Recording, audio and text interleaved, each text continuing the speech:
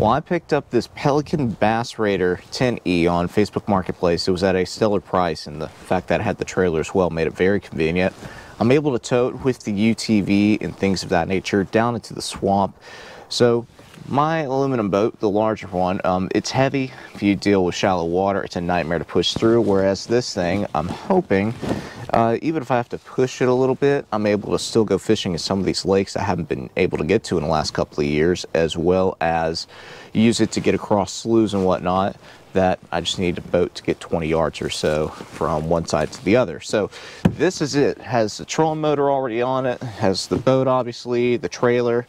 Had to go pick up a battery, but I wanted to go through today and do a couple of things just so I have it set up for this evening, and then in the future I'm going to be tackling a few other projects on the boat, such as painting the trailer, considering doing these trailer lights, things of that nature as well. So this is the rear of the boat, and honestly it's in pretty good shape. The lights, on the other hand, they could use a little bit of work. Like I said, I'm still considering whether I want to do these lights or not, because I'm not going to be towing it really that often, if ever, with the truck at this point. The trailer, on the other hand, you can see there's a reasonable amount of corrosion. It's not awful, but I do want to go through here, sand it down, and repaint this just so it'll last a little bit longer. Overall, these actually made the hour-and-a-half trip up here. Tires aren't in awful shape, but I'll probably get another set in the next couple of years just to replace them. They are starting to corrode. I do want to get some buddy bearings that are easier to grease, things of that nature. And the rest of this, there's a few little corrosive spots. There's a little bit of rubbing on the plastic, but for 2005, I'm not really concerned all that much about it. Trolling motor is a 45-pound thrust Minn Kota, and for a boat this size, that's absolutely all we will need. I'm going to be getting the battery hooked up today, as well as the bilge pump in the back, which is a nice little feature. I need to get a switch for the bilge pump. Today I'm just going to add eyelets and then add a switch later once I get one. I don't have one with me, but that's the plan for today, to get a few of these small things done, and then in the future I'll work on this trailer, coating it and things of that nature. First and foremost, this is the new battery I just picked up. Just want to make sure everything is working, got negative and positive connected, trolling motor, and I want to make sure that this coupler is working as well. So I'm going to go into 20 speed, speed it up a little bit more, and that's full throttle.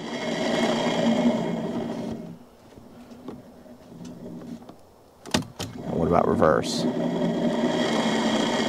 Yep, that seems to be working fine. And then, does it tell me the battery? Yep, it does. It's telling me it's about 3/4 full currently. I do like that little feature.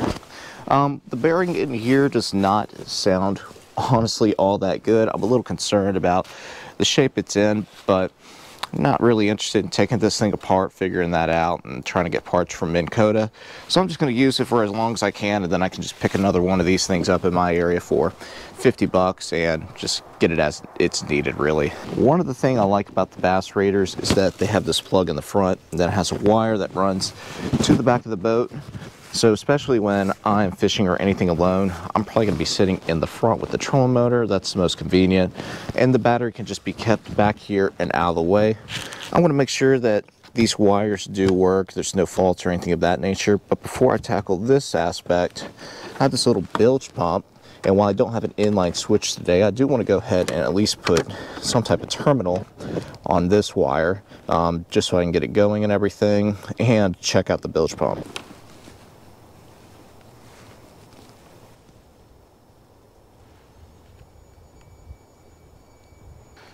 If I had some heat shrink, I would also just put that there to make it a little bit more watertight, but I don't. And again, this boat's not going to see a huge amount of use, I don't believe, just enough to get me in and out of the swamp. So not something that is too concerning for my application, but you may want to consider it for yours. That's not going to go anywhere for the time being. That connector's good to go. It'll get me through when I need to go through. Let's test it with the battery, see if this bilge pump works. We'll just see if this bilge pump works at all. Yep.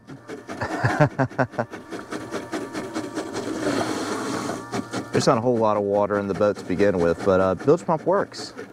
As soon as you take the positive off, it'll just stop pumping. Perfect. That'll work for now, for my applications at least. I want to connect these terminals that are at the back of the boat to the battery terminals, and then I want to make sure that the battery can be sitting in the back and then run the trolling motor at the front. So that's the last electrical thing I really need to check. Really simple, which is what I was aiming for with this particular boat. So this is just connection. If I just want to go direct to the battery, unplug that, do this tab in the front.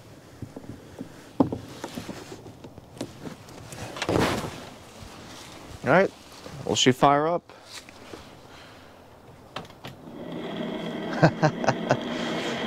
Perfect. That's exactly what I was hoping for.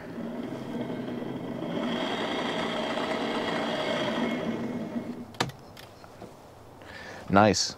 Well, here it is, all set up. I got that ball flipped around, so now I have a good bit more ground clearance for these rutted out roads. Seat is just fine for what I'm doing. I do like that they put this spacer in so it sits a little bit higher. Once I put this trolling motor down when I need it, I can, of course, scoot the seat up, and that way we have a little bit more room in the back. I did find my other smart charger. I knew I had one in a box somewhere, so I'm going to hook that up to this battery, take it up to a shed, let it charge for a bit, and then get this boat out this afternoon and try it out for the first time. The water is way higher than what I had originally expected, but fortunately I do have this boat. I'm going to keep this boat up here, but I want to go ahead and connect the battery to the back, get all my gear. It's a little bit farther than I expected to troll, but I do have a 100 amp hour battery, so that should last 45 pound thrust, roughly 2 or 3 hours, I would think, at full charge. So I'll be able to get back there and pack without too much problems, because it's only like 15-20 minutes with the trolling motor to do so. Well, the boat's in the water and it's not sinking quite yet, so that's a good sign. I'd say it's ready to go to the property. Battery should last plenty of time to get down there. It's only about 15-20 minutes. First time I've ever used a trolling motor, so I think this will be good enough for the current, but we'll find out here shortly.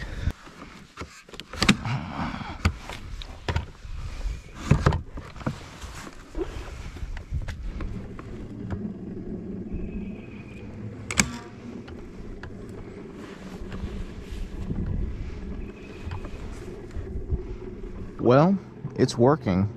I'm a little bit under 50% throttle. That's plenty. With the current also pushing me, I'll get there in no time.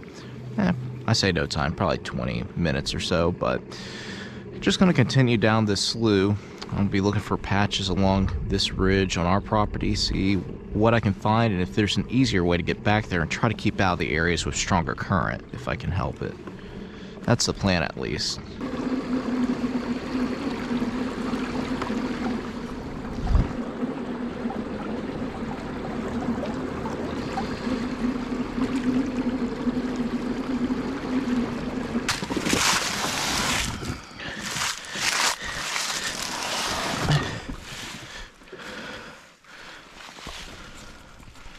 Well, the first time I ever used this boat in water, haven't had any leaks, anything of that nature, and it did a pretty good job, so no really concerns there. Trolling motor is going to be replaced sooner rather than later. It's got some issues going on with it right now, so when I see one on sale, I'll probably pick it up. Everything else, though, it's pretty good. Well, I got the boat stored for a little bit. I'll be back up here pretty soon to be using it again. I'm going to get some parts to continue to work on, a few small things like the inlight switch, things of that nature.